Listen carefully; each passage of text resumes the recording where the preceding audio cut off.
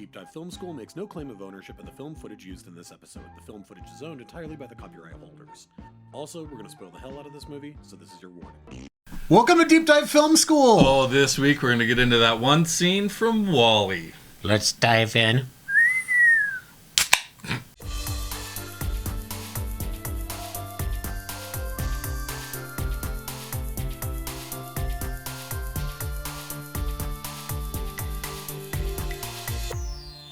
All right, everybody, I am Adam Sherlock. And I'm Adam Pulcher. And if you like what you see /here, please like and subscribe. You can find us in all the spaces and places that people find what? Good media. We got all sorts of stuff. We got Punishment punishment review of Dick Tracy.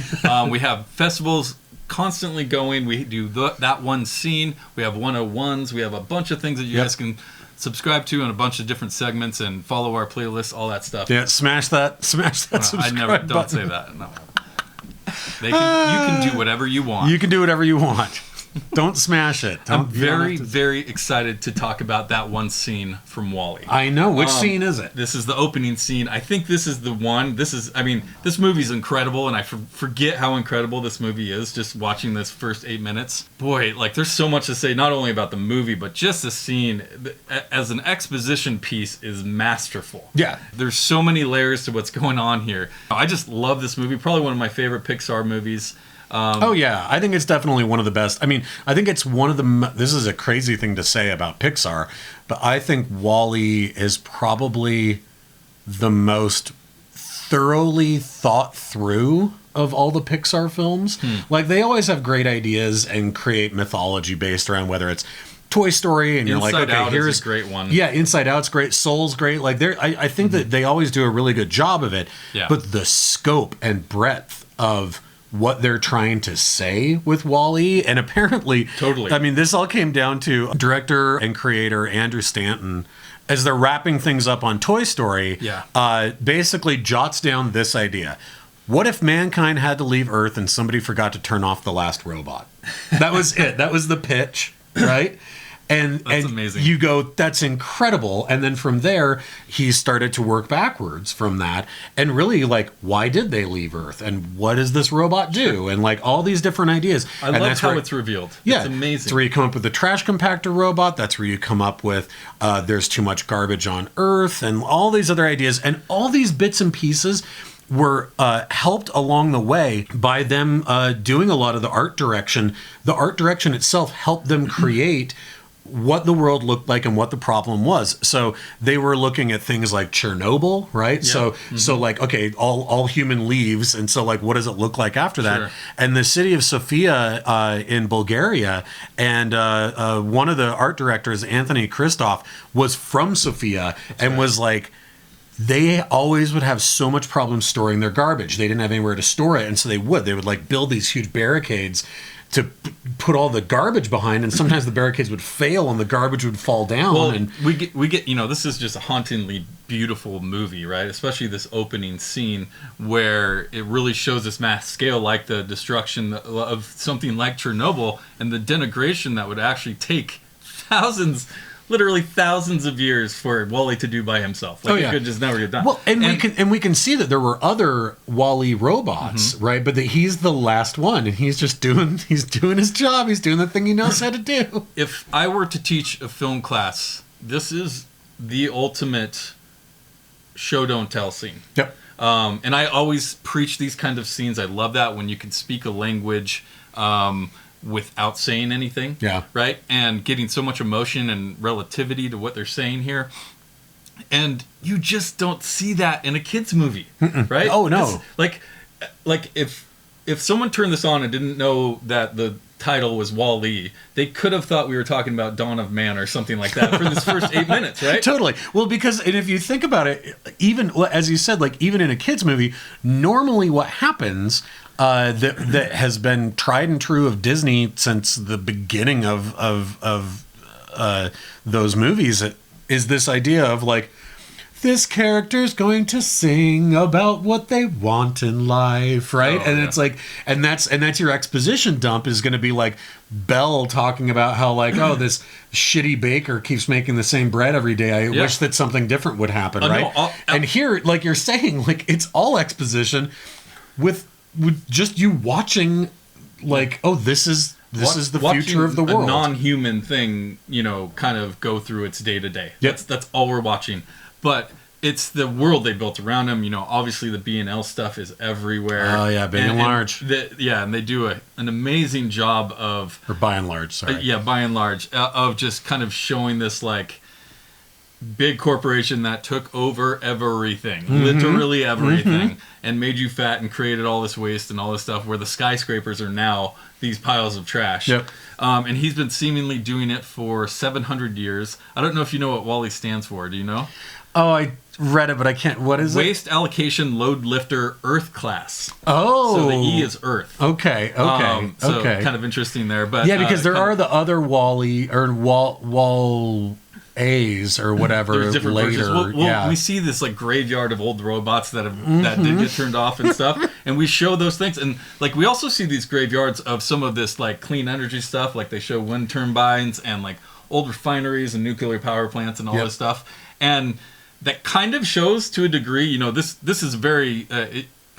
This movie has a very environmental bent on it. Oh yeah, big it's time. very obvious. But I love what they're saying. I think it's amazing.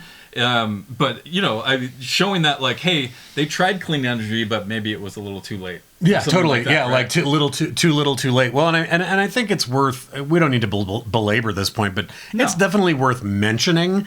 100%. Well, it's definitely worth mentioning that for a movie that is doing a send up of something like By and Large. And like waste production and consumerism, and the movie's funded by Disney, is a little on the nose, but that's sure. Whatever. That is, the irony's very deep, very, very deep. I mean, I'm sure that they made hundreds of millions of tons of merchandise for WALL-E. Oh yeah, and a lot of it's in a landfill now. Yep, that's very true. Just throwing that out there. I definitely bought some WALL-E shit. So just throwing that out there, but whatever. That's neither here nor there. Sure. I think that to go back to this idea of this little robot cruising around and the incredible scope of this world that we're seeing, it's worth noting that Stanton, the director, wanted it to look like the sci-fi movies he grew up with in the 70s. He was like, in fact, he said, I want the wind and the sun in this movie to feel, because if you think about it, like a lot of early Pixar films, again, things like Toy Story, like they're in pretty controlled environments. They're still learning how to use the technology. So it's like, they're like, oh yeah, like we're inside of, Andy's bedroom, or, you know what I mean? Yeah. They're like pretty controlled. Here, the scope is massive. And he was like, I want the wind and the sun to be as dialed in as the water was in Finding Nemo. I want that level. Totally. And then you throw in that, Stanton and his team, he made his team at lunch every day for 18 months watch either a Buster Keaton movie or a Charlie Chaplin movie. That's right. And so you see that in here, and like you just don't get that.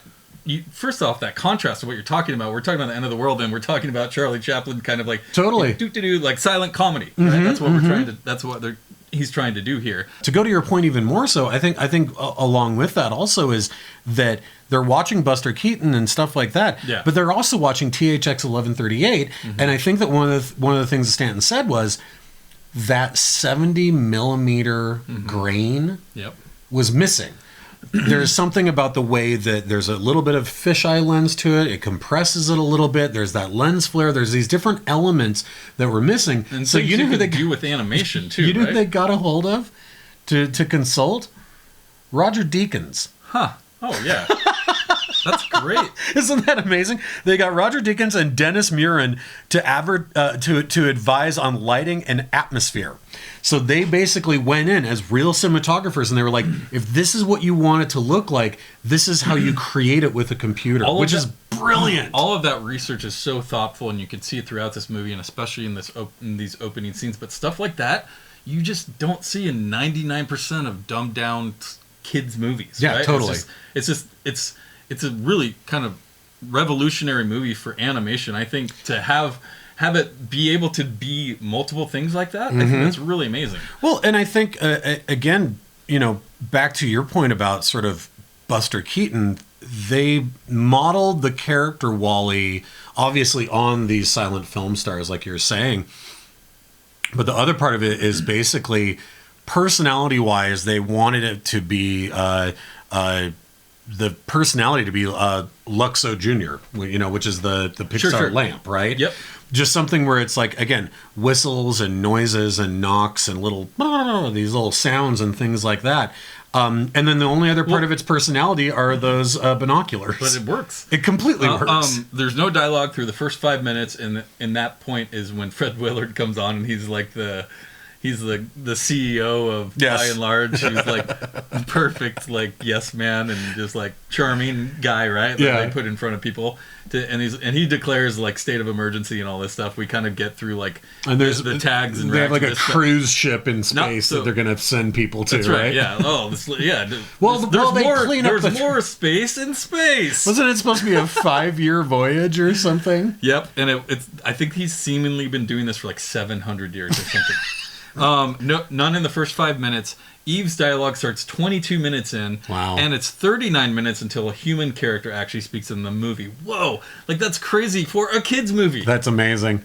But at the same time, you think about, and not that Triplets of Belleville is a kid's movie, but you think about how easy it is to get locked into animation that does have zero dialogue, right? Because if it's good, it's actually good comparison. That's good. It's pulling you in that particular way. That was one thing that the producers said about Fred Willard, and the reason why they picked him is they said he's the friendliest and most insincere car salesman you could think of, right? Where he's so friendly and you don't believe a word he says.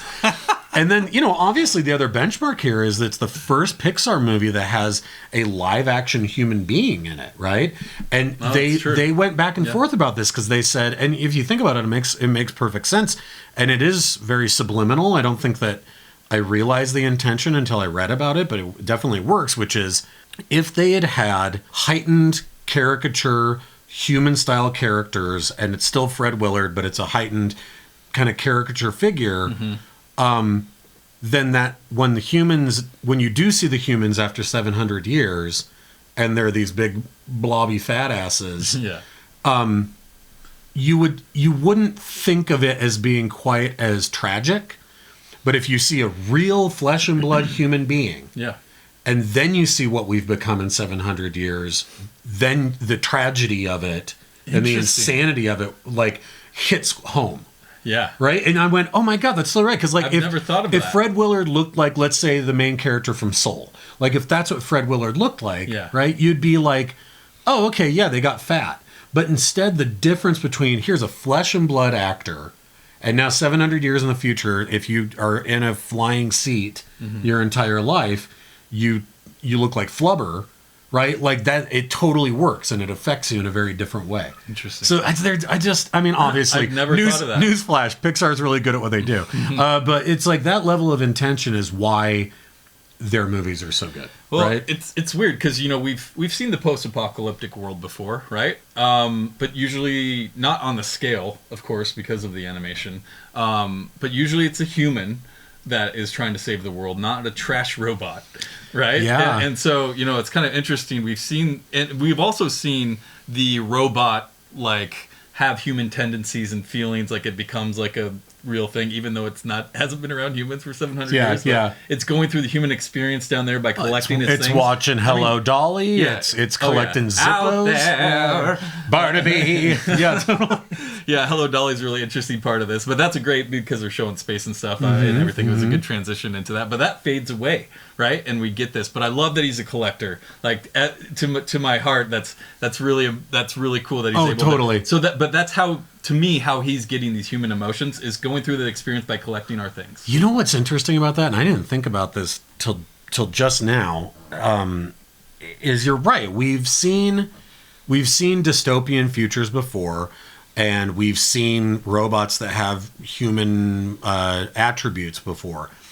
But what we've never seen before, like in this movie, there's no Charlton Heston to be like, you son of a bitch, right? Yeah. There's no one to be like, oh my God, look at how bad things have gotten. Because the robot is whistling along and he's super happy. You know why? Because that makes it about him and that character, not about the world and coming from the innocent eyes of a trash robot. Exactly. And then we as the observer are put into the position of being horrified at what's happened. Yeah. Right? We're falling in love with this cute little nose. Yeah, we're falling in love with this cute little robot, but at the same time we're like, "Oh my god, mankind abandoned our planet." Mm-hmm. Like we fucked things up so bad that we abandoned it. And even the people who come back, they're also not the ones to blame, right? Like they were all born on that stupid cruise ship, mm-hmm. right? And so it's like everyone who could be held accountable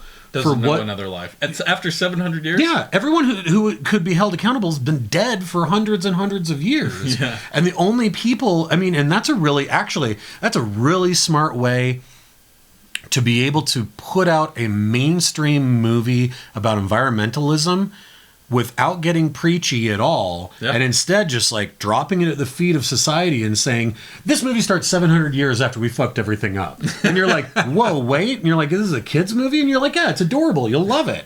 And you will. Yeah. But like the premise actually is like pretty dark and pretty stark. And yet this little robot's just cruising along. Same with the ending. Pretty dark. Yeah. Even though it's like ends on a hopeful note, they all come back, but there's nothing to eat. They don't know how to do anything. They're all going to become cannibals. Yeah, exactly. You're like, the ending is kind of like, womp womp, Donner Party. And you're like, well, okay, I guess. But it is, incredible. The final frontier. It's incredible. And it really is. Probably my favorite moment. The scene from front to end. There's so much amazing stuff. Like it's just captivating the whole time. But the spork decision is so perfect, right? Spooner That's fork, him learning things of. Mm-hmm. Like, anyways, I thought it was really just an amazing movie. It was great to rewatch the scene. I watched it at least 2 or 3 times. Yeah, same here. So fantastic. Awesome. Well, next week we're going to get into our Almodovar Festival and continue that, and we're going to go through a review of Volver. Yep. And so please like and subscribe, follow along with us. Hope you're playing along with that one scenes with us, and our festivals and all that stuff. And we'll see you next week. Bye, you guys. Thanks.